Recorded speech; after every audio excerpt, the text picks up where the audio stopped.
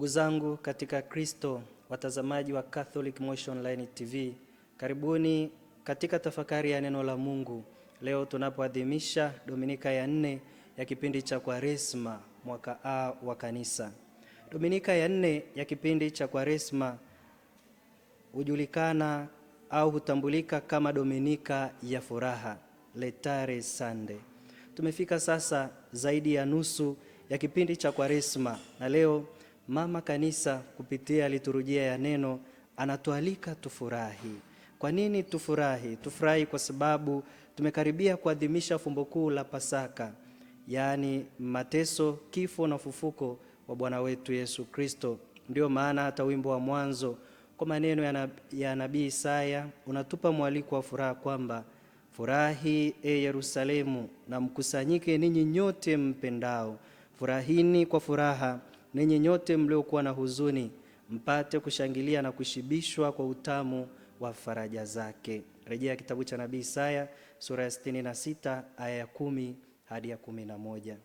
Rangi ya kiliturujia inayotumika Jumapili ya 4 ya Kwaresma ni rangi ya waridi au pinki, kama rangi ya kazula niliyovaa, inayoashiria mapambazuko, mwanzo mpya, utulivu na furaha. Pia katika Dominika hii kinanda, ngoma na ala nyingine za muziki zinaruhusiwa kutumika katika maadhimisho ya misa, na altare inaweza kupambwa kwa maua kuashiria furaha. Zaidi ya hayo, kwa yale maeneo ambayo wanawaandaa wakatekumeni, Jumapili hii huadhimishwa takaso la pili, ikiwa ni hatua muhimu kwao kuelekea kupokea sakramenti zitakazowaingiza katika Ukristo, yaani ubatizo, kipaimara na ekaristi takatifu, sakramenti ambazo watapokea katika ule mkesha wa Pasaka.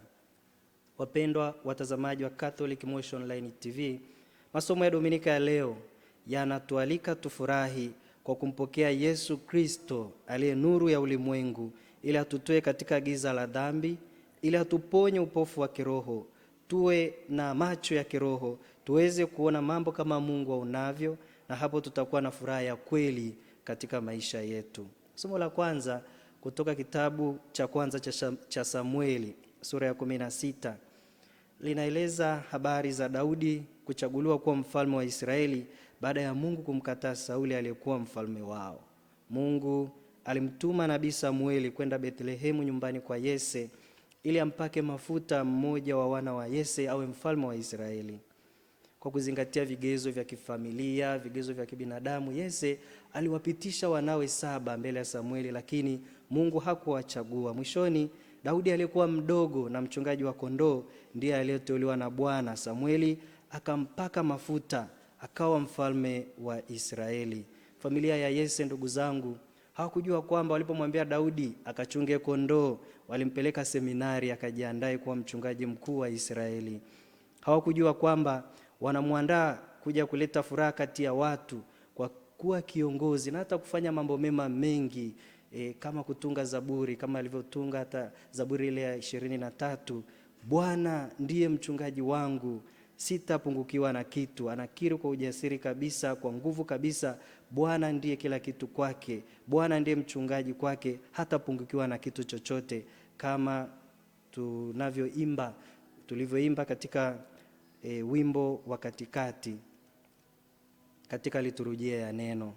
Daudi alikuwa amejificha gizani, Mungu aliye nuru ya kweli akamleta katika mwanga na kumfanya kuwa mfalme. Katika somo la Injili kama ilivyoandikwa na Yohane sura ya 9 ya kwanza hadi 41, Yesu anakuwa chanzo cha mwanga na furaha kwa kumponya mtu aliyekuwa kipofu tangu kuzaliwa.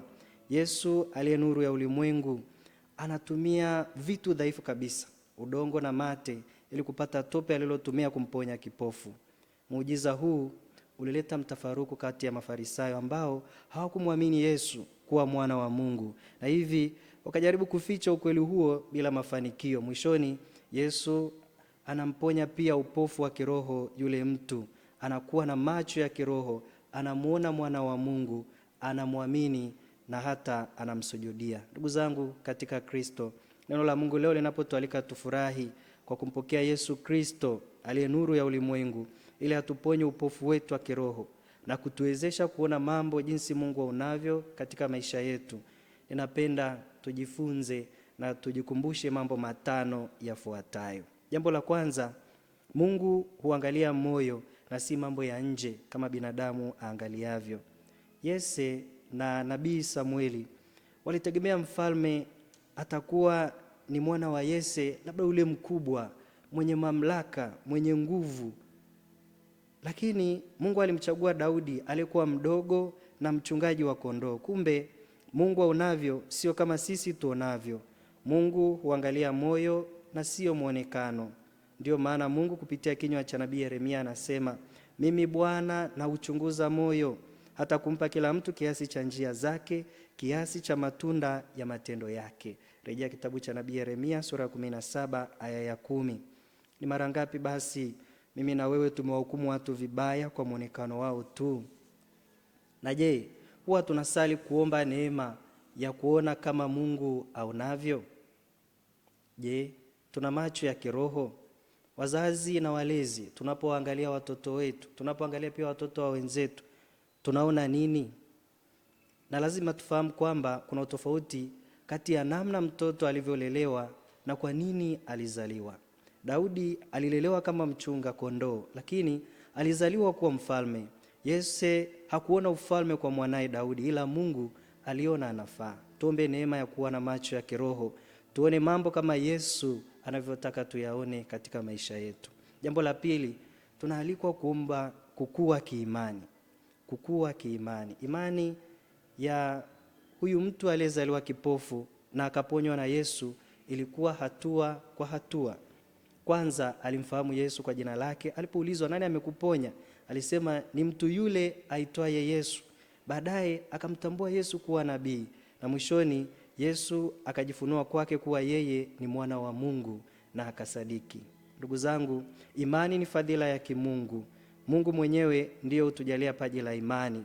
Mitume walimwomba Yesu, tuongezee imani Bwana. Je, sisi huwa tunasali kuomba kuongezewa imani?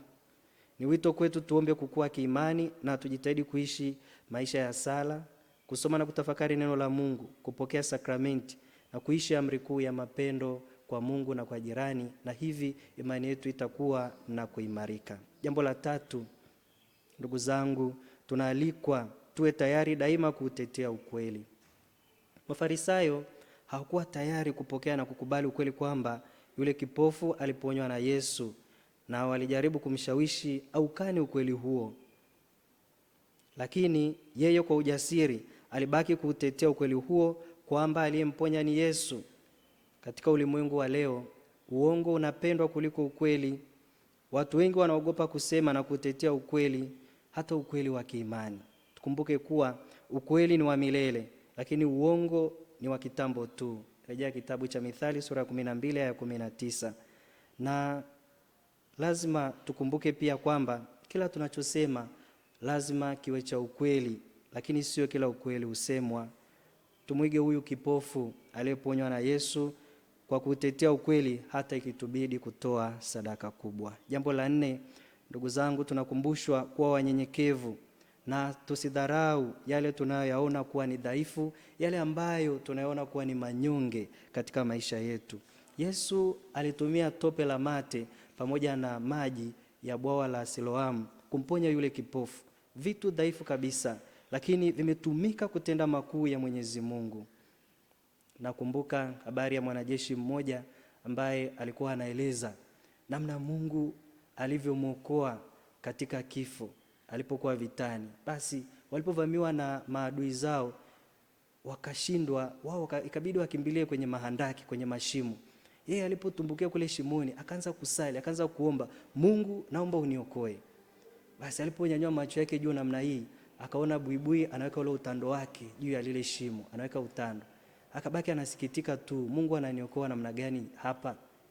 Basi wale wanajeshi maadui zao walipokuwa wanapita kwenye kila shimo, walikuwa wanapiga mabomu, wanaangamiza kila kilichopo ndani. Lakini walipofika kwenye ile shimo alilokuwa hapo yeye, yule kiongozi wa maadui akasema, hapa tusipoteze silaha kwa kutupa bomu huku, kwa kuwa kama mtu angekuwa ameingia ndani ya ile shimo, huu utando wa buibui usingekuwepo. Basi naye akasalimika kwa namna hiyo. Hivyo Mungu hutumia mambo manyonge na dhaifu kabisa kutenda makuu yake. Nasi tujitahidi kuwa na fadhila ya unyenyekevu ili Mungu atutumie katika kazi yake ya kuendeleza ukombozi hapa duniani. Jambo la mwisho, ndugu zangu, tunaalikwa kutafuta furaha ya kweli na ya kudumu katika maisha yetu. Katika maisha ya mwanadamu kuna aina kuu mbili za furaha. Furaha kamilifu na furaha isiyo kamilifu. Furaha isiyo kamilifu ndio ambayo tunasema pia ni raha. Ni furaha ya muda mfupi tu, haidumu. Ni furaha ya kidunia. Ni furaha inayopatikana kulingana na hali ya mtu, mazingira, vitu alivyonavyo, mafanikio. Kwa mfano, mtu amefanya biashara akafanikiwa, basi anafurahi. Amevuna mazao mkulima ya kutosha, anafurahi. Akapata faida, mtu anafurahi. Mtu amepandishwa cheo, anafurahi. Mtoto amesoma, mwanafunzi amefaulu, anafurahi. Na hata pia kuna watu wanapata furaha hii kwa kutenda mambo ya kishetani, kwa kutenda dhambi. Kwa mfano, mtu unakuta akiiba anafurahi, akisengenya watu, akisema uongo, akisingizia watu, basi anapata raha. Furaha hii sio kamilifu, sio furaha ambayo tunaalikwa kuwa nayo leo. Hii ni furaha ya muda tu, ni danganyifu, haidumu na haimridhishi mtu. Furaha zote za dunia hazimridhishi mtu, ni uongo, hazifai pasipo pendo lako. Kumbe furaha ya kidunia haiwezi kumridhisha mtu na sio ambayo tunaalikwa kuwa nayo leo. Furaha ambayo tunaalikwa kuwa nayo leo ni furaha kamilifu. Hii ni furaha inayotokana na Mungu mwenyewe. Ni furaha ya kimungu, haitegemea hali ya mtu au mafanikio au mazingira au watu. Ni furaha ya kipekee kabisa. Hata mtu anapokuwa katika shida, anapokuwa katika hali ya ugonjwa, anapokuwa katika mahangaiko, bado furaha hii anakuwa nayo. Hii ndio furaha ya kudumu na ndio ambayo tunaalikwa kuwa nayo siku zote katika maisha yetu. Tutafakari mimi na wewe, furaha nilionayo ni ya kimungu au ni ya kidunia? Na ili basi furaha ambayo ni ya kimungu, ambayo ni ya kudumu, iweze kubaki katika mioyo yetu, lazima tujue kuna wezi wa furaha katika maisha yetu. Kuna mambo ambayo yanatuibia furaha. Jambo la kwanza kabisa ni dhambi. Dhambi humjeruhi mtu, huharibu uhusiano wake kati yake yeye na Mungu. Dhambi inaharibu uhusiano kati ya mtu na mtu, mtu na jamii, mtu na kanisa, na mtu anakosa furaha. Jambo la pili linalotuibia furaha ni kukubali kutawaliwa na shetani. Unajua kutenda dhambi ni ubinadamu, ila kushupaa katika dhambi, kubaki katika dhambi, kuishi katika dhambi, huo ni ushetani. Na hapo mtu anapoacha kuungama, anapoacha kutubu, kumrudia Mwenyezi Mungu, anakosa furaha ya kweli, anakosa furaha ya kudumu, kwa sababu sisi sote tunapaswa tuwe katika hali ya neema, tubaki katika sura na mfano wa Mwenyezi Mungu. Jambo la tatu, kutokutimiza wajibu. Usipotimiza wajibu kama baba, kama mama, kama mtoto, kama mwanajamii, kama mwanakanisa, huwezi kuwa na furaha. Mambo ya vita, tunaona mambo yanaendelea duniani, yanawanyima watu furaha. Mateso, magonjwa yanawanyima watu furaha. Kutangatanga ya kiimani, leo unasali huku, kesho unasali kule, hautulii, haueleweki unasali wapi. Hapo huwezi kuwa na furaha ya kweli. Tumalizie kwa kuangalia mambo machache ambayo basi yanatusaidia kupata furaha ya kweli na ya kudumu katika maisha yetu. Jambo la kwanza ni kuwa na Mungu moyoni, kuwa na neema ya utakaso. Usiishi maisha ya dhambi. Mtakatifu Paulo katika somo la pili waraka wake kwa Efeso sura ya 5 aya ya 8 hadi ya 14 ametuasa sisi ambao tayari tumeshabatizwa, tumetoka gizani, tuache mambo ya giza, tutoke katika dhambi, tukumbatie mwanga, tuishi katika nuru, tuishi maisha ya neema. Hivyo Mkristo anapaswa aogope dhambi, akimbie dhambi, aipuke dhambi, kwa sababu dhambi ni mbaya, dhambi inaua, dhambi inaleta mauti, dhambi inamnyima mtu furaha. Jambo la pili ni kutimiza vyema majukumu au wajibu ambao tumekabidhiwa. Yesu alitimiza vyema utume wake, hata katika hali ya ugumu aliendelea kubaki na furaha. Yule kipofu alitimiza utume wake vyema kwa kwenda kusema ukweli, alibaki katika furaha. Mimi na wewe tutakapotimiza wajibu wetu vyema, tutakuwa katika hali ya furaha, furaha ya kudumu. Jambo la tatu, kujitoa kwa ajili ya wengine. Maisha yangu, maisha yako yawe faida kwa wengine. Jambo la 4, kutojilinganisha na wengine. Kujifananisha na wengine, kujilinganisha na wengine kila siku, huwezi kufurahi. Maana yake hauridhiki, na furaha ni kuridhika. Jambo la 5 ni kuwa mvumilivu, kuwa na saburi, kuwa mstahimilivu katika maisha, kwa sababu maisha yana changamoto nyingi. Pale tunaposhindwa kuwa wavumilivu, tunaposhindwa kuwa na matumaini, tunaposhindwa kuwa na saburi, basi tunakosa furaha ya kweli, tunakosa furaha ya kudumu katika maisha yetu. Ndugu zangu katika Kristo, watazamaji wa Moshi Catholic Moshi Online TV, tunapoendelea na kipindi cha mfungo wa Kwaresma na tukiwa tumekaribia kabisa kuadhimisha fumbo kuu la Pasaka, tuombe neema ya kuwa na furaha ya kweli katika maisha yetu. Tuombe pia ili Mungu atuponye upofu wa kiroho tulionao, tuweze kuona mambo kadiri Mungu aonavyo. Tukue kiimani, tuishi kwa furaha hapa duniani, na baada ya maisha yetu hapa duniani tukafurahie furaha ya milele mbinguni. Amina.